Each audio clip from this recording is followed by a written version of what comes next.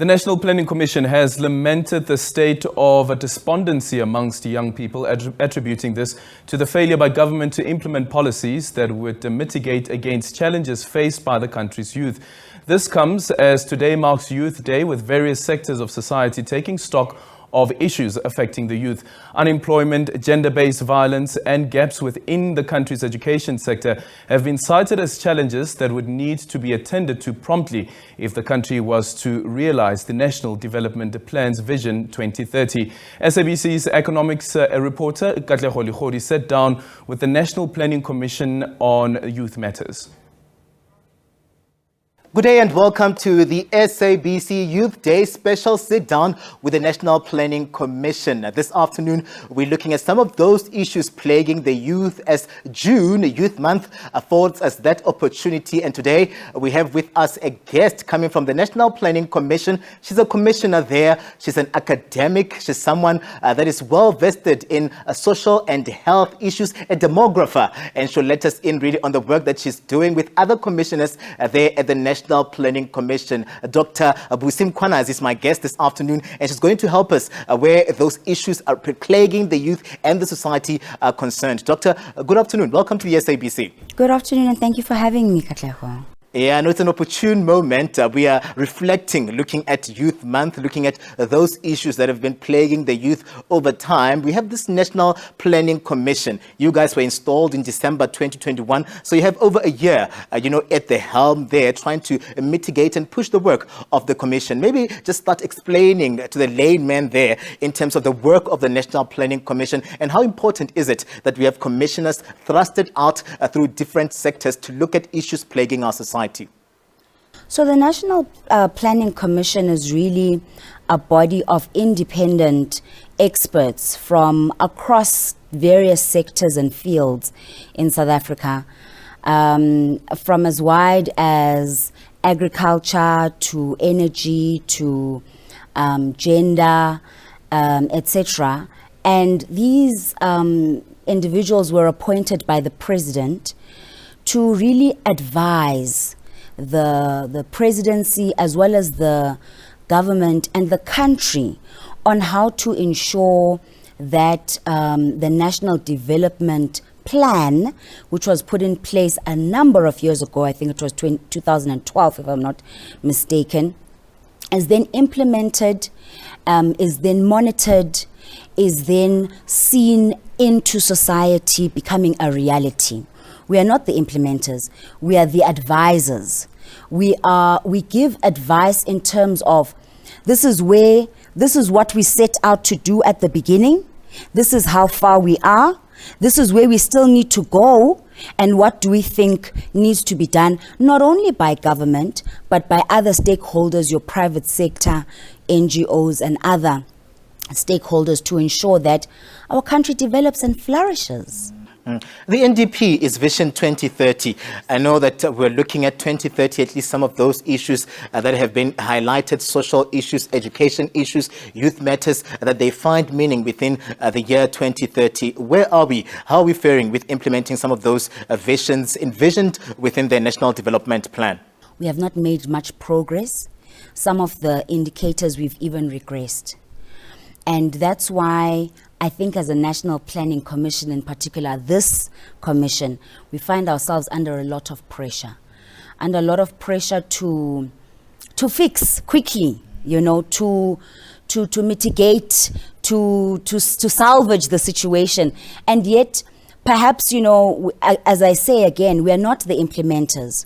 So as we salvage, as we fix, as we advise, we are doing all of this really trying to get buy-in from the people that can fix, from the people that can implement, from the people that can make a change on the ground. I mean, there's no doubt that at the center right now, where youth have found themselves in the receiving end, has been the high youth unemployment crisis that we find ourselves in right now, the economy that has not flourished over time. And really, some of these issues pertain to policy, they pertain to governance, and we have not seen the government really coming through to win where that is concerned. Let's start with the high unemployment crisis. How can we mitigate and move, looking at an economy that has been sluggish over time as well?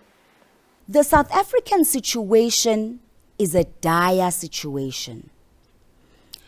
And I think it became dire when we did not invest in education enough right at the beginning.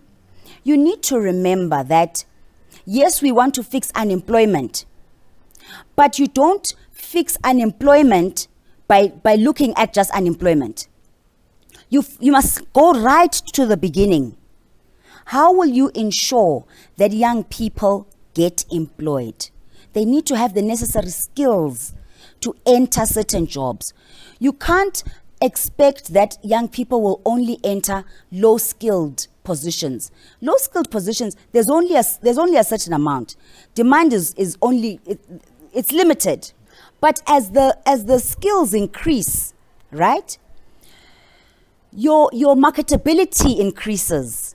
Your ability to get a job increases, which means we were supposed to equip young people with the necessary quality primary education, quality secondary education, for them to then be able to make wise decisions when choosing degrees, diplomas, and various qualifications at the tertiary level that will then make them marketable for employment. I mean, often we've seen the demise of vocational education and training, where people would say to you that those Hambach schools that were there back in the years, where then we would tap into other skill sets that are well needed in the society right now. We've seen that sector just in any way just disappear over time. We don't have nursing colleges anymore that are closer to the people, teaching colleges and the likes, and that on its own is a problem. Let's talk about vocational education and training. Does it have a future here in South Africa, looking at mitigating against the unemployment crisis? Well, of course, these remain important skills.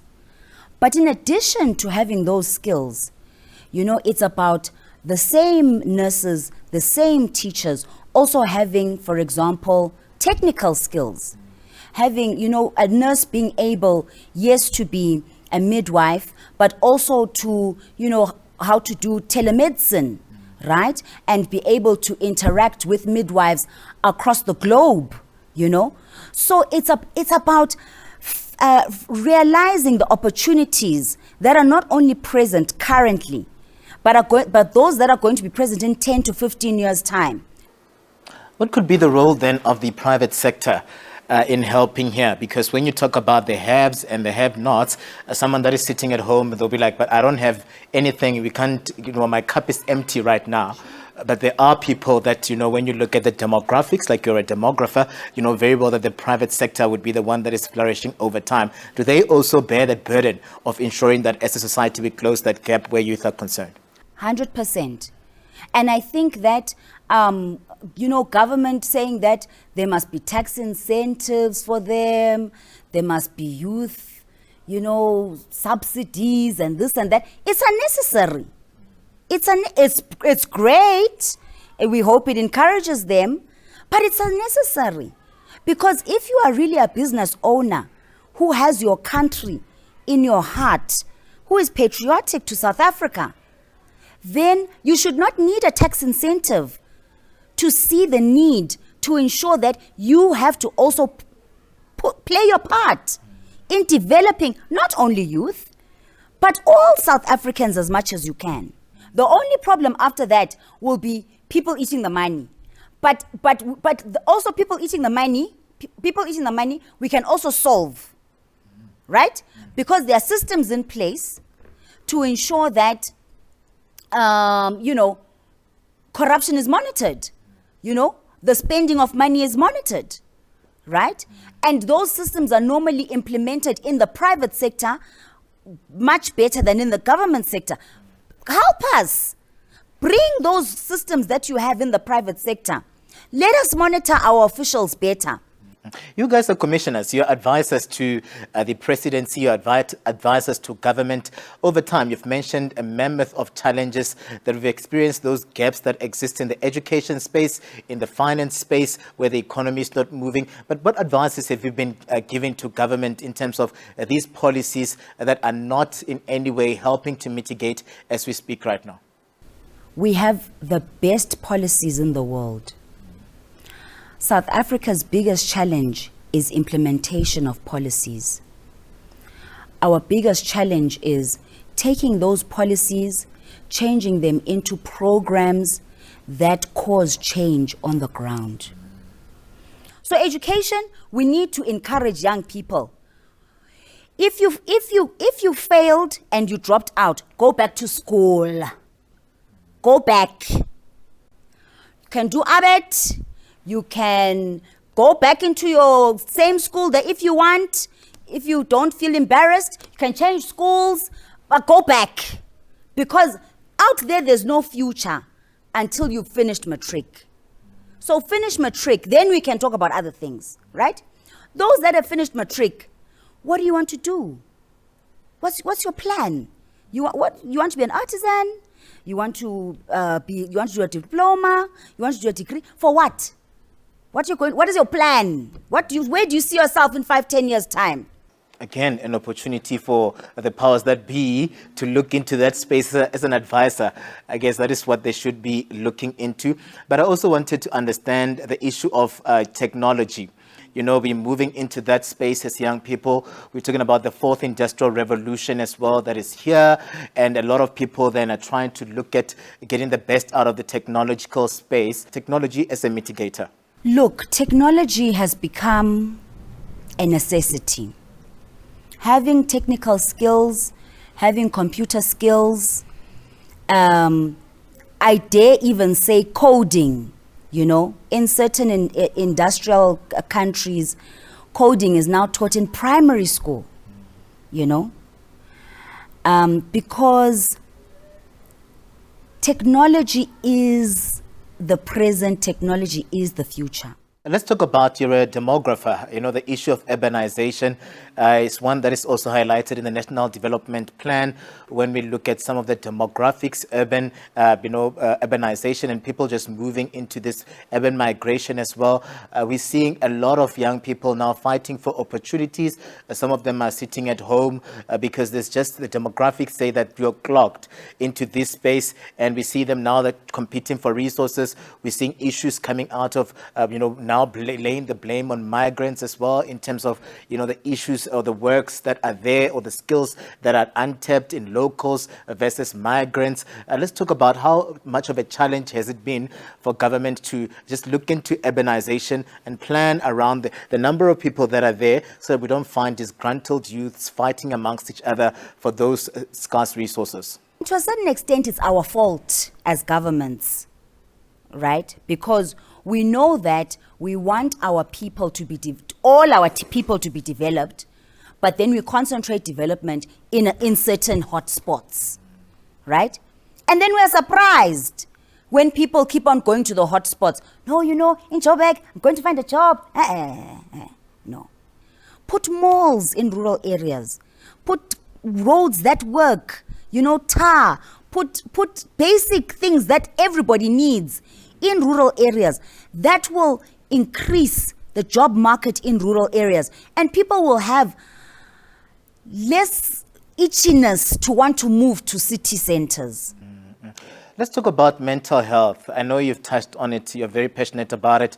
But we know very well that there are parents that have been really in the receiving end where the prevalence of drug use in the communities is concerned, where young people now, they are using drugs because probably most of them, they're in that point of despondency, they're discouraged, they don't see any future in terms of what has been happening in South Africa right now. How can we help mitigate against the drug challenges, looking at the challenges that parents have been facing over time? Drugs and alcohol abuse, particularly in the South African context, these are used as coping mechanisms. Young people are going through, people in general in South Africa are going through a lot of difficult situations. There's high levels of unemployment, there's high levels of inequality, there's high levels of poverty, and there's no glimpse of someone who's going to come to save you. What lessons can we draw from the youth of 1976 as the youth of today that can actually push us to be resilient against all odds? I think we're already incredibly resilient as a nation. I think we're incredibly resilient. I think this youth has already taken up bravery like the youth of 1976 took up. You know, the recent Fees Must Fall movement and Roads Must Fall movement were classic examples of how the youth took up arms and fought to get free education in higher education, right? And I think the youth have done so much and are still trying to do so much in various spaces, but they need to be helped. In Zulu City, mele baxhaswe. So if we do that 2030 NDP, will it be met? We'll be on a better road. We'll be in a better space than where we are right now. Dr. Busim Konazi, thank you very much for your time. It has been refreshing, and I just picked it up that you're very passionate about young people, and today gives us that opportunity to just reflect in terms of where we are, where we need to go. We need to ensure that we come together as a society and mitigate where we can, because this despondency amongst young people is not something that is going to help move the country forward, as we have been told often that young people are the future of this country. So we need to be progressive in the way that we think, in the way that we act, in the way that we behave, and all of that is through concerted efforts. That's where we leave it for this afternoon in terms of our special Youth Day focus with the National Planning Commission. Really good work there done by Katlego, Legodi, an important discussion, of course, on how we move young people forward on this Youth Day. Now